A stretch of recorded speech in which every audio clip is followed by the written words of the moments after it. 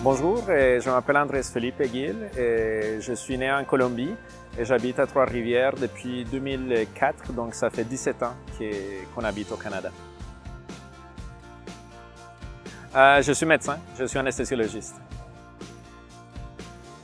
Il y a beaucoup d'enjeux, surtout les injustices. Il y a certains gens qui vivent dans la misère, dans la pauvreté, qui ont la difficulté alors qu'on est dans un pays où il y a beaucoup d'opportunités.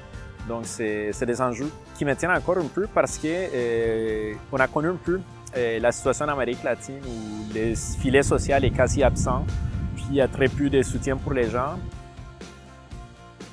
Un souvenir que je porte toujours, c'est la première tempête de neige, le premier hiver. J'ai adoré, même s'il faisait froid, même si on a connu une température de moins 40 et tout.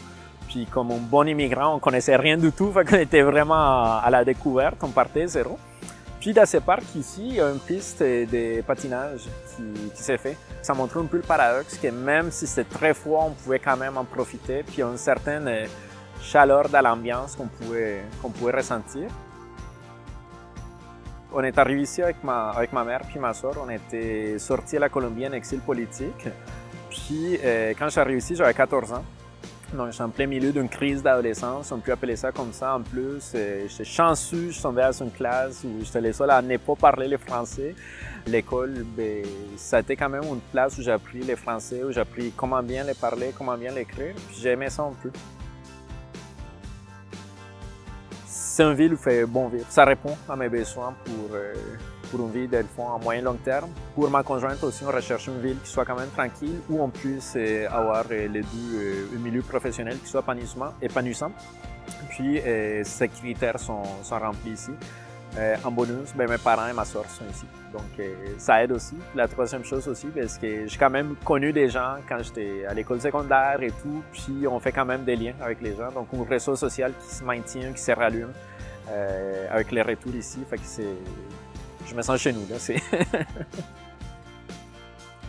C'est sûr que les études médicales, c'est un grand défi, un défi auquel moi-même je ne croyais pas au début. Ça n'a pas été facile d'entrer, c'était des gros sacrifices, beaucoup de travail, échelonné sur à peu près 11 ans de temps.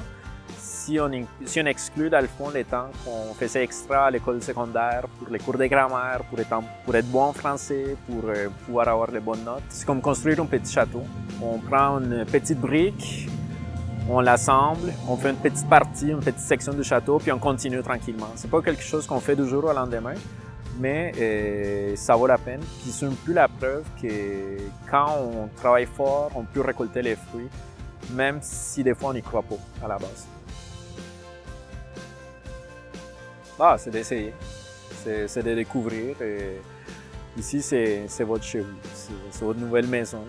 Il y a beaucoup de choses qu'il faut en profiter, puis il ne faut pas se fermer la tête. Aller en cabane à sucre, vous allez manger la super bonne bouffe.